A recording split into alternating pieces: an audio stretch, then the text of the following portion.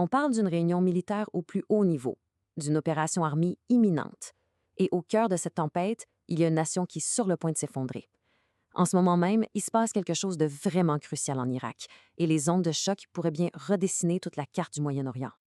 Bon, allons-y directement. L'Égypte vient de convoquer une rencontre d'urgence avec les chefs militaires de l'Arabie saoudite et de la Turquie. On ne réunit pas aussi vite les leaders militaires de trois puissances régionales comme ça sans une raison extrêmement sérieuse. C'est clair que la situation est arrivée à un point de rupture.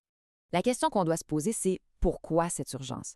Quelle est cette menace assez grande, assez grave pour justifier une mobilisation pareille? C'est exactement ce qu'on va décortiquer ensemble. Et la réponse, elle nous amène directement en Irak.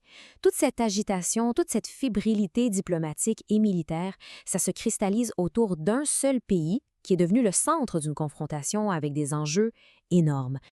Et voici ce qui a mis le feu aux poudres. Selon plusieurs sources de renseignements qui concordent, les États-Unis et Israël seraient sur le point de lancer une très grosse opération militaire. L'objectif, du moins l'objectif officiel, c'est de démanteler l'influence de l'Iran en Irak et de neutraliser ses milices, qui sont devenues très puissantes. Pour bien comprendre comment c'est rendu là, il faut regarder un peu le passé. L'invasion de 2003, ça a créé un vide immense. Après ça, on est entré dans une sorte de gestion partagée où l'Iran en a profité pour tisser sa toile, s'infiltrer à tous les niveaux du pouvoir. Une fois les Américains partis, le champ était complètement libre.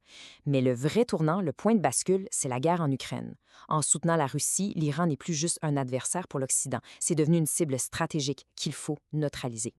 On se retrouve donc avec deux visions pour l'avenir de l'Irak qui sont impossibles à réconcilier. D'un côté, Washington et Tel Aviv veulent un pays nettoyé de l'influence iranienne, avec un gouvernement qui est leur allié. De l'autre côté, Téhéran voit l'Irak comme une pièce maîtresse, un bouclier et un levier économique essentiel. Un compromis, ça semble tout simplement impossible. Pour bien saisir l'enjeu de l'opération qui est ciblée par les États-Unis et Israël, il faut prendre la mesure du réseau que l'Iran a réussi à bâtir en Irak.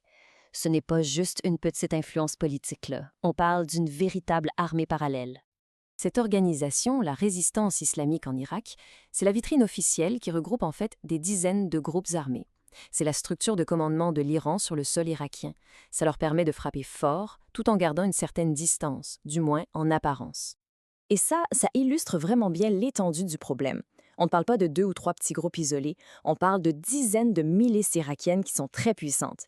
Et en plus, l'Iran a fait venir des combattants d'ailleurs, des cadres du Hezbollah libanais, mais aussi des chiites d'Afghanistan et du Pakistan. C'est un réseau transnational complexe et surtout très, très lourdement armé. Face à cette menace de guerre, le sommet entre l'Égypte, l'Arabie saoudite et la Turquie, ce n'est pas juste une réaction de panique, non. Ces trois pays ont mis sur pied un plan d'action bien concret pour essayer de désamorcer la bombe irakienne.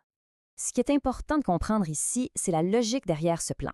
Premièrement, on renforce la seule institution légitime, l'armée nationale. Deuxièmement, on lui redonne le monopole de la violence en désarmant les milices. Et troisièmement, et ça c'est la clé, on essaie de gagner du temps sur la scène diplomatique pour que les deux premières étapes puissent se réaliser. C'est une véritable course contre la montre. Cette citation, elle résume parfaitement la philosophie de l'Alliance. Au lieu d'une autre intervention étrangère qui ne ferait qu'empirer les choses, la solution doit venir de l'intérieur. Il s'agit de rebâtir une institution irakienne souveraine qui soit capable de reprendre le contrôle de son propre pays. Maintenant, prenons un peu de recul. Ce qui se joue en Irak, ça dépasse largement les frontières du pays.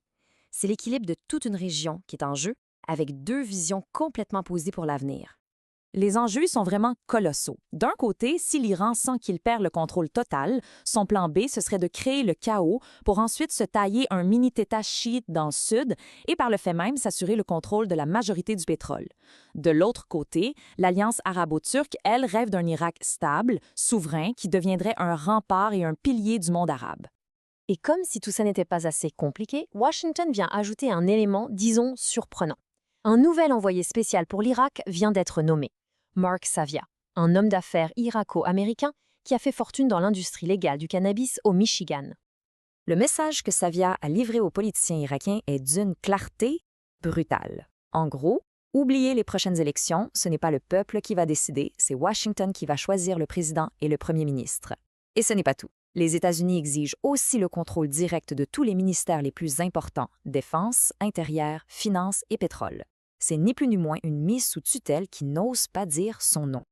La grande crainte des services de renseignement de la région, surtout égyptiens, c'est que l'Irak ne soit que le premier domino. Leurs informations suggèrent qu'une opération en Irak pourrait n'être que le début, avant des actions pour déstabiliser la Jordanie voisine, ce qui étendrait l'instabilité à toute la région du Levant. On arrive donc au moment de vérité. Toutes les pièces sont en place sur l'échiquier pour une confrontation qui semble maintenant inévitable et dont les conséquences sont franchement imprévisibles pour tout le monde. La question finale, c'est donc une question de temps.